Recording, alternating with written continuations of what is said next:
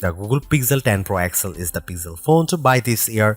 The Pixel 10 Pro can match the Pro XL on the most important features, but the benefits of the larger display, along with a couple of features that are simply better on the XL device, make the Pixel 10 Pro XL my favorite of the new Pixel family, and the phone I would recommend first but not last. I feel confident recommending the Pixel 10 Pro XL above the rest and above any other Android phone you can buy right now, because I spent the last year using the Pixel 9 Pro as my primary work phone. That means I know exactly why the Pixel is a great phone for being productive, but I also know that I wish I would had a bigger screen than the 9 Pros. The Pro XL will be my primary device this year for sure. If you haven't checked out a Pixel phone in a while, you really should head to a store and get your hands on one. The latest Pixel 10 Pro XL is polished and well built, with a refined look and gorgeous materials and color combinations. It's a much nicer looking phone than the latest iPhone 16 Pro Max, and it delivers on a number of features Apple hasn't been able to match. Google's AI features are the most advanced on any smartphone and often most unobtrusive. The newest AI features like Magic Q and the live translation don't feel pushy or overblown, and they don't produce embarrassing or useless results. Google is pushing AI into the background as a silent helper where it should be. Of course, all of the new Pixel 10 series phones have Google's advanced new AI features like the live translator that not only converts your language into another tongue, it also speaks with a voice that sounds remarkably like yours. That may sound alarming from a privacy viewpoint, but Google says this processing happens on the Pixel 10 Pro XL and not on a distant cloud computer, so your conversations and your voice should be safe. So what makes the Pixel 10 Pro XL so special, the best of the Pixel 10 bunch? First of all, Google's Pixel displays, so-called Super Actua displays, are among the best you will see on any smartphone. These screens are bright and colorful and very sharp. When the screen is this good, I want as much screen as I can get, so I prefer having the larger XL display at 6.8 inches. It's 0.5 inches bigger diagonally than the Pixel 10's display, and that equals 13 square centimeters of extra screen space. The Pixel 10 Pro XL also has the largest battery of all the new Pixel phones, and that equates to the longest battery life, both in my real-world testing and our battery rundown test. It wasn't a massive difference. The Pixel 10 Pro XL only lasted an hour longer than the Pixel 10, still every bit helps. The Pixel 10 Pro XL also charges faster than any other Pixel 10 device, whether you are charging wirelessly or with a USB-C cord. If you have a 45-watt charger, the Pixel 10 Pro XL can charge that fast compared to the 30-watt charging on the other two Pixel 10 phones. The Pixel 10 Pro XL can also use faster wireless charging. Again, it's not a huge difference, but every detail matters.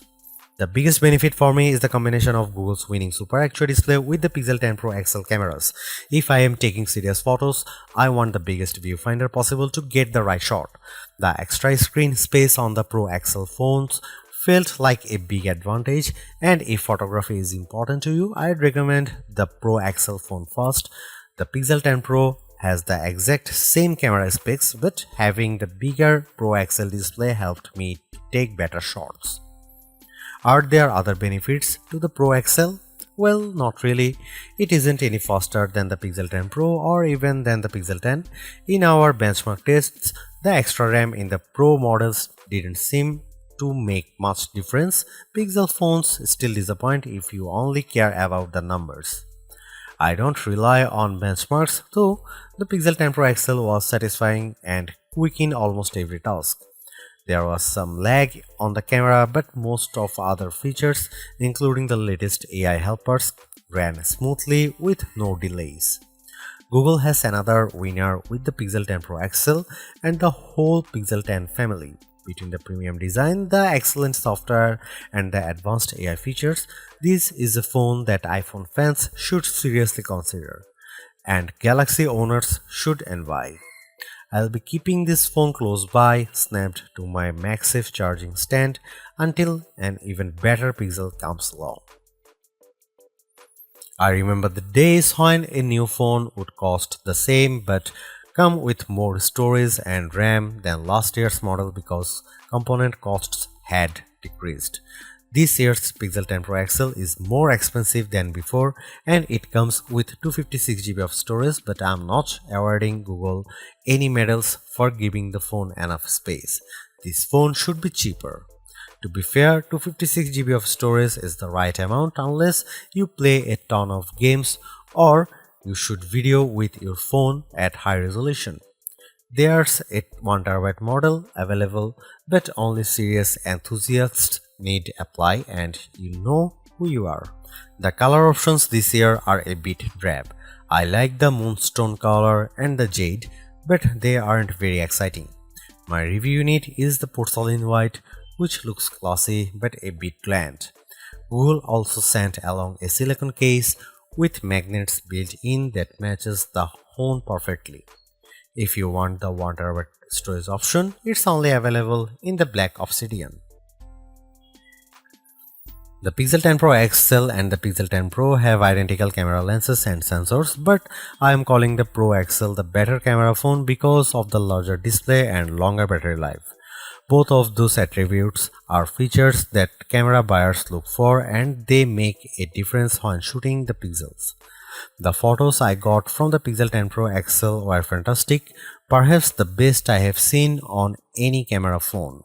The Pixel 10 Pro XL took photos with very accurate colors and plenty of details at every focal range. For night photography, it was no contest. The Pro XL took pics that looked like I had a professional flash gun attached, while the iPhone shots looked much darker and lacked focus. You can see plenty of AI help in the photos, but usually the results don't look fake or off-putting. The only downside to Pixel photography is Google's camera app. It's a nightmare. It's hard to use with settings that seem to conflict with each other. Adjust one setting like changing from 12 megapixel to 50 megapixel resolution, and a handful of other settings suddenly go dark without warning. Here you can see some camera samples of the new Google Pixel 10 Pro XL.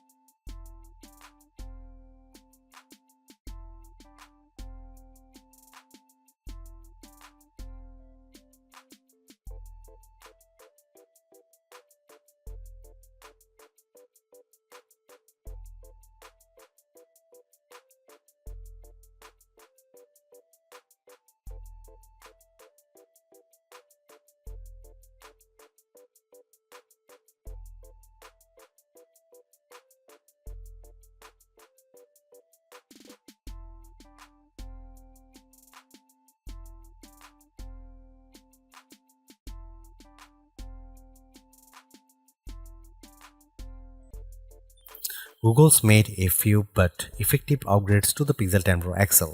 It's a masterclass in efficiency, changing and improving just enough to stay almost the top of the pack in the most areas.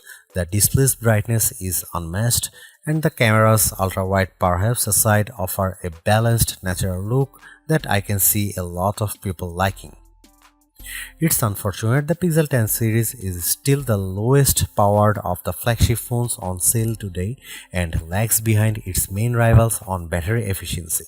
Hopefully, access to Google's latest AI tools makes up for that for anyone who decides to take the plunge, although perhaps give it a couple of months if this is your primary reason. Hopefully by then the seemingly incomplete Magic Q and the preview version of the camera coach will have been made whole.